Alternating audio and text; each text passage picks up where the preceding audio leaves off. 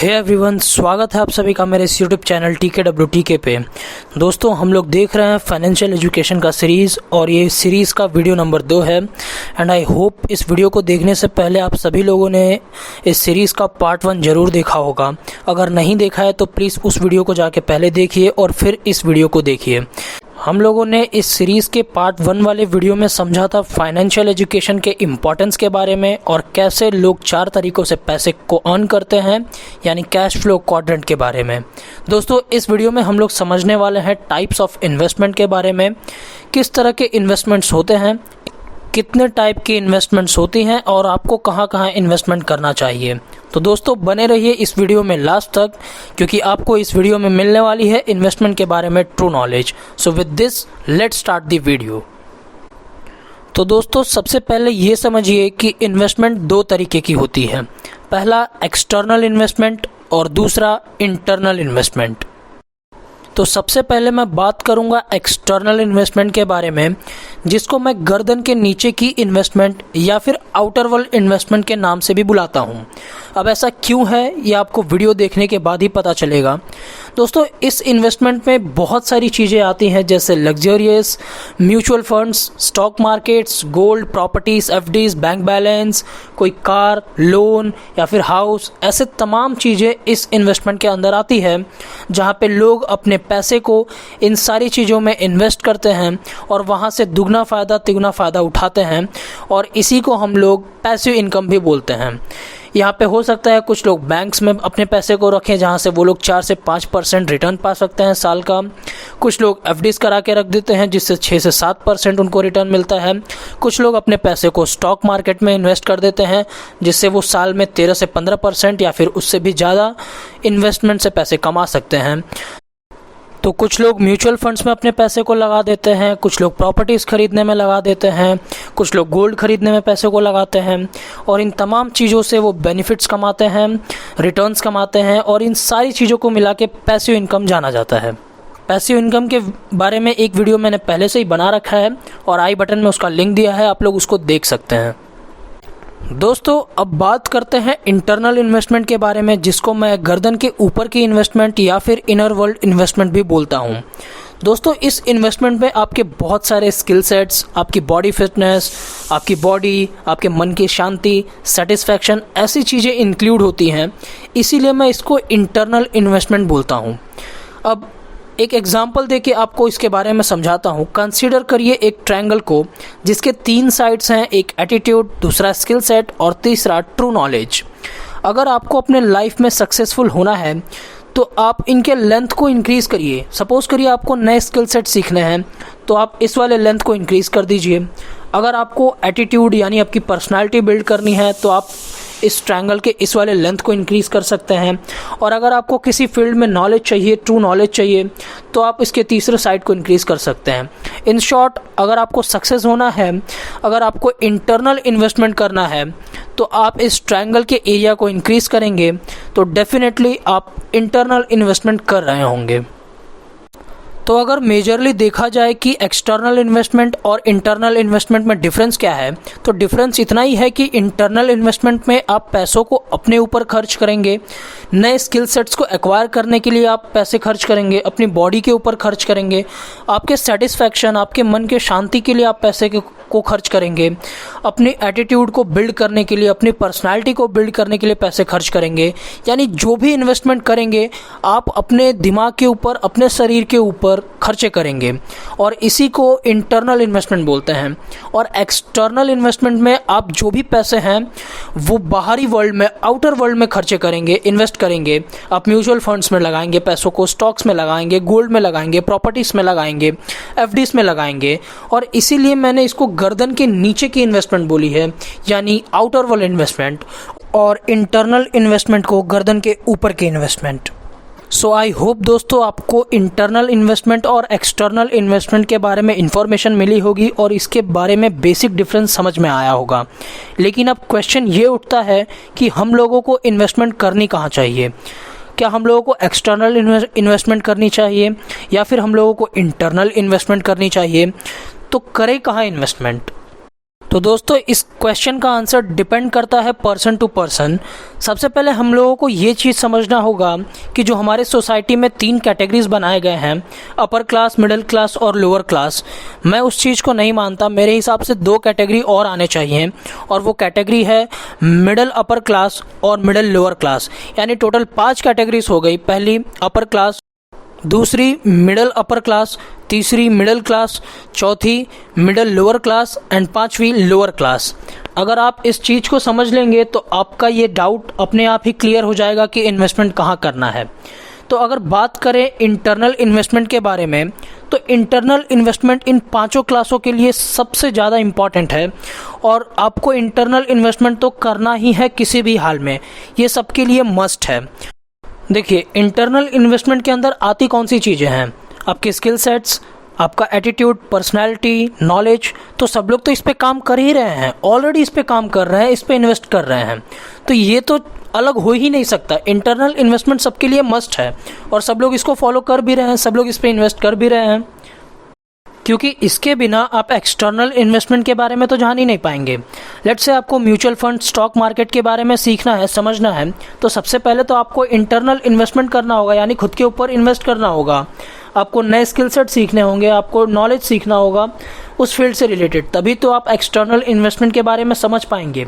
या आपने किसी से सुन लिया स्टॉक मार्केट क्या है, आपके दोस्त कर रहे हैं, आप 2 दिन उनके साथ बैठे और आपको लगने लगा कि हाँ आप स्टॉक मार्केट के बारे में जानते हो, और आपने लगा दिया, अंधाधुंध पैसे इन्वेस्ट कर दिए। हो सकता है वहाँ पे आप 1-2 बार सफल हो जाएं, लेकिन क्या वो लॉन्ग टर्म के लिए बेनिफिशियल है? अगर आपने नहीं सीखा है तो नहीं है। तो इंटरनल इन्वेस्टमेंट तो मस्ट है, सबको इसके बारे में मालूम होना भी चाहिए, और सब लोग इसके ऊपर इन्वेस्टमेंट ऑलरेडी कर रहे हैं। लेकिन अब क्वेश्चन ये उठता है कि यार फिर एक्सटर्नली कहाँ इन्वेस्ट करें, यानी कि आउटर वर्ल्ड में हम अपने पैसे को कहाँ इन्वेस्ट करें जहाँ से हम मैक्सिमम प्रॉफिट कमा सकते हैं। तो अगेन इसका आंसर डिपेंड करता है पर्सन टू पर्सन, उसी क्लास वाइज के ऊपर जिसका जिक्र मैंने किया है। यानी कि आप कौन से कैटेगरी में हैं, क्या आप लोअर अपर क्लास में हैं, क्या आप मिडिल क्लास में हैं, क्या आप अपर क्लास में हैं, तो ये डिपेंड करता है कि आप कौन से क्लास में एग्जिस्ट करते हैं, और इसका डिसीजन आपको खुद ही लेना होगा कि आप कौन से क्लास में एग्जिस्ट करते हैं। कोई दूसरा बाहरी आपको नहीं आके बताएगा कि आप कौन से क्लास में हैं। तो चलिए सबसे पहले बात करते हैं अपर क्लास के लोगों की, कि उन लोगों को कहाँ इन्वेस्टमेंट करनी चाहिए। तो देखिए, अपर क्लास में कैसे लोग आते हैं? वो लोग जिनकी salary at least 3-4 lakh per month हो, ऐसे लोग को हम लोग अपर क्लास में रख सकते हैं। और इन लोगों के लिए सारे ऑप्शंस अवेलेबल हैं इन्वेस्टमेंट करने के लिए। चाहे ये गोल्ड में लगाएं, चाहे ये अपने पैसों को म्यूचुअल फंड्स में लगाएं, चाहे स्टॉक मार्केट में लगाएं, चाहे प्रॉपर्टीज़ में लगाएं, चाहे एफडीज में लगाएं, या फिर अपने बैंक में रखें। इन लोगों के लिए सारे ऑप्शंस अवेलेबल हैं, क्योंकि इनके मंथली इनकम ही 3 से 4 लाख एटलीस्ट होती ही है। तो ये चाहे अपने पैसों को जहाँ चाहे इन्वेस्ट कर सकते हैं। अब बात करते हैं मिडिल अपर क्लास के लोगों की, जिनकी सैलरी लगभग 1.5 लाख से 3 लाख पर मंथ होती है। देखिए दोस्तों, ये जो मैं सैलरी अमाउंट ले रहा हूँ, ये जस्ट एक एग्जांपल है, कोई ऐसा हार्ड एंड फास्ट रूल नहीं है कि 1.5 लाख से 3 लाख ही होगी। ये जस्ट मैं एक एग्जांपल ले रहा हूँ ताकि आपको मैं समझा सकूँ। अच्छा, तो इन लोगों की सैलरी अगर 1.5 लाख से 3 लाख है, तो इन लोगों के पास भी सारे ऑप्शंस अवेलेबल हैं, अपने पैसों को जहाँ चाहें वहाँ इन्वेस्ट कर सकते हैं। ये लोग भी अपने पैसों को म्यूचुअल फंड्स में, स्टॉक मार्केट्स में, प्रॉपर्टीज़ में, गोल्ड्स में, एफडीज में इन्वेस्ट कर सकते हैं, या फिर चाहें तो अपने बैंक अकाउंट में सेफ रख सकते हैं। और अब आती है तीसरी कैटेगरी, यानी मिडिल क्लास, जिनकी सैलरी 30,000 से लेके 1 लाख तक पर मंथ हो सकती है। अगेन ये कोई हार्ड एंड फास्ट रूल नहीं है कि 30,000 से लेके 1 लाख तक ही पर मंथ इनकी सैलरी होगी, ये डिपेंड करता है। लेकिन अगर हम लोग कंसिडर करें इनकी सैलरी 30,000 से लेके 1 लाख पर मंथ है, और इनके महीने का खर्चा कुछ नहीं तो 20,000 25,000 तो होगा ही, तो इनके पास बचाने के लिए बहुत कम बचता है, यानी 10-15 हज़ार मुश्किल से ये लोग सेव कर पाते हैं। तो ऐसे लोगों के लिए म्यूचुअल फंड, स्टॉक मार्केट जैसी चीज़ें नहीं हैं, क्योंकि इन लोगों के पास पैसे ही इतने कम बचते हैं कि अगर वहाँ इन्वेस्ट करने जाएं तो वहाँ रिस्क फैक्टर बहुत ज़्यादा होगा, और रिस्क फैक्टर होने की वजह से इनके पैसे डूब भी सकते हैं या फिर ग्रो भी हो सकते हैं। तो ऐसे लोगों के लिए मैं तो यही एडवाइस दूंगा कि ऐसे लोग अपने बैंक बैलेंस में पहले पैसे को इकट्ठा करें, ऐसे लोगों का गोल ये होना चाहिए कि इनकी सैलरी का 6 मंथ की सैलरी का अमाउंट इनके बैंक अकाउंट में सेफ हो। एग्जाम्पल के लिए अगर कोई मिडिल क्लास फैमिली में एग्जिस्ट करता है और उसकी पर मंथ की सैलरी जो है वो 30,000 है, तो 30,000 मल्टीप्लाई बाय 6 इतना अमाउंट उसके बैंक अकाउंट में सेफ होना चाहिए, क्योंकि कोई भी इमरजेंसी आने पे वो स्टॉक मार्केट में इन्वेस्ट किए हुए पैसों को या फिर किसी प्रॉपर्टी में इन्वेस्ट किए हुए पैसों को नहीं निकाल सकता। उसे अगर इमरजेंसी आई है तो वो अगर बैंक बैलेंस में उसके पैसे सेफ हैं तो तुरंत निकाल सकता है, रिट्रीव कर सकता है। तो मिडिल क्लास वाले लोगों के लिए मेरा एडवाइस यही होगा कि वो लोग डायरेक्ट अपने पैसे को स्टॉक मार्केट या फिर म्यूचुअल फंड्स में इन्वेस्ट ना करें। हाँ, अगर कुछ इन्वेस्ट करना चाहते हैं तो प्रॉपर्टीज़ में इन्वेस्ट कर सकते हैं, आप ज़मीन खरीद सकते हैं धीरे धीरे पैसे को इकट्ठा करके, आप गोल्ड खरीद सकते हैं धीरे धीरे पैसे को इकट्ठा करके।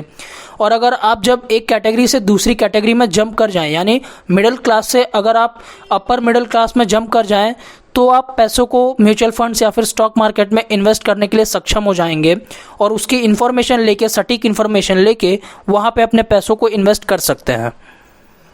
और अब बात करते हैं 4th क्लास यानी लोअर मिडिल क्लास के बारे में, जिनकी सैलरी 10,000 से लेके 30,000 टिपिकली हो सकती है। तो ऐसे लोगों के लिए मेरा एडवाइस यही है कि वो लोग सबसे पहले अपने इंटरनल इन्वेस्टमेंट पे ध्यान दें, यानी अपने स्किल सेट को बढ़ाएं, अपने एटीट्यूड को बनाएं, अपनी पर्सनालिटी को बिल्ड करें, different kinds of knowledge gain करें ताकि उनको सारी चीज़ों के बारे में सटीक इन्फॉर्मेशन पता हो। और उसके बाद अगर कुछ बचता है तो वो एक्सटर्नल इन्वेस्टमेंट की तरफ देखें, क्योंकि ये लोग सेव बहुत कम कर पाते हैं। इसीलिए मेरा एडवाइस इन लोगों के लिए यही होगा कि सबसे पहले ये लोग भी अपने बैंक बैलेंस को सुधारने में ध्यान दें। हाँ, अगर कुछ अमाउंट सेव कर लेते हैं तो ये लोग अपना एक एफडी बना सकते हैं, एलआईसी में एलआईसी पॉलिसी करा के वहाँ पे इन्वेस्ट कर सकते हैं।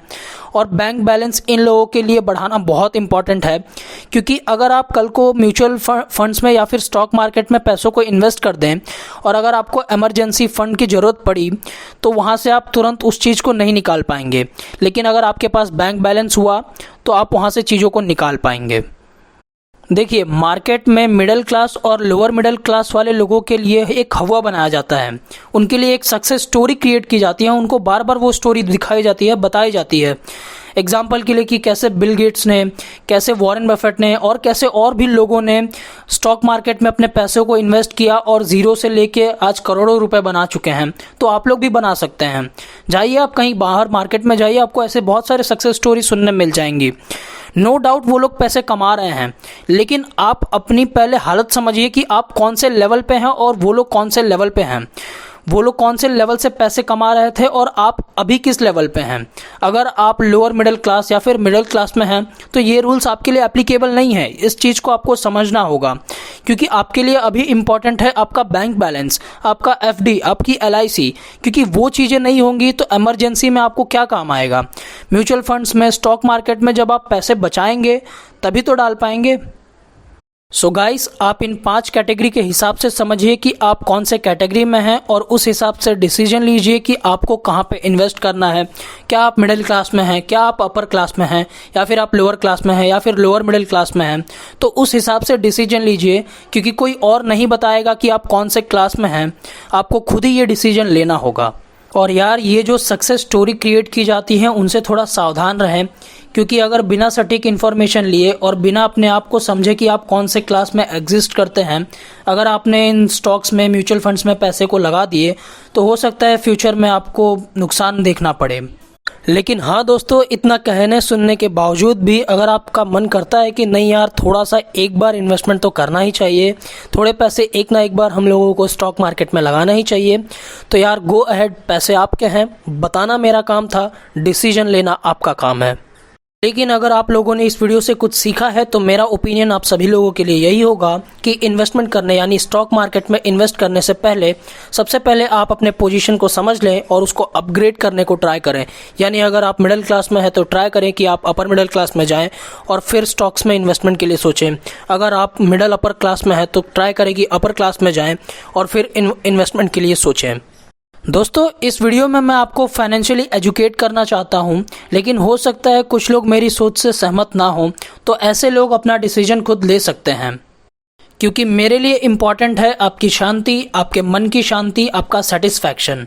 सो बस गाइस, आज के इस वीडियो में इतना ही। अगर आपको ये वीडियो पसंद आया है तो वीडियो को लाइक करिए, अपने दोस्तों के साथ शेयर करिए ताकि उनको भी फाइनेंशियल एजुकेशन के बारे में सटीक इन्फॉर्मेशन मिल सके। और फ्यूचर में ऐसे ही ट्रू नॉलेज पाने के लिए TKWTK चैनल को सब्सक्राइब जरूर कीजिए। Thank you for watching this video guys.